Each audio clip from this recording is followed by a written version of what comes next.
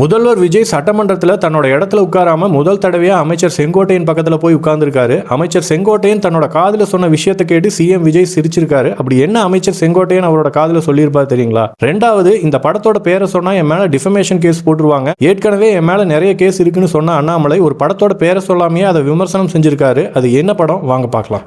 ஒரு படத்தை விமர்சனம் செஞ்சதுக்காக அந்த படக்குழு மூவி ரிவ்யூவர் பிரசாந்துக்கு லீகல் நோட்டீஸ் அனுப்பியிருக்காங்க. இப்போ ரசிகர்களால அடிச்சு துவைக்கப்பட்டிருக்கிற அந்த படத்தோட பேரை சொல்லாமே அண்ணாமலை விமர்சனம் செஞ்சிருக்காரு. நாமும் அந்த படத்தோட பேரை சொல்ல வேணா விஷத்தன்மை பொருந்திய பேர் கொண்ட படம்னு சொல்லலாம். அண்ணாமலை சொல்லியிருக்கார், நாம் எல்லாம் பெண்கள் பாதுகாப்புன்னு ஊரா போய் தொண்டை தண்ணி வத்த கத்துறோம். ஆனா ஒரு படத்தை எடுக்கிறாங்க, சென்சார்ல கிளியர் பண்றாங்க, தேட்டருக்கு கொண்டு வர்றாங்க, அந்த படத்துல பெண்களுக்கு உரிய மரியாதை கொடுத்துருக்கான்னு கேட்டா இல்ல, மரியாதை கொடுக்கல.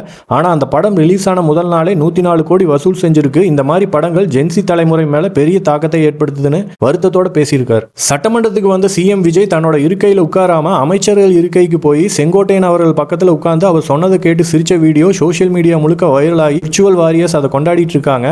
அப்படி என்ன அமைச்சர் செங்கோட்டையன் விஜய் அவர்களோட காதுல சொல்லியிருப்பார் தெரியுங்களா? முதல்வரை எதிரில் உட்கார்ந்து இருக்கிற எதிர்க்கட்சி மாறிக்கிட்டே இருப்பாங்க, ஆனா மக்கள் அன்பை பெற்ற நீங்க தான் என்னைக்கும் நிரந்தர முதல்வர்னு சொல்லியிருப்பாரு.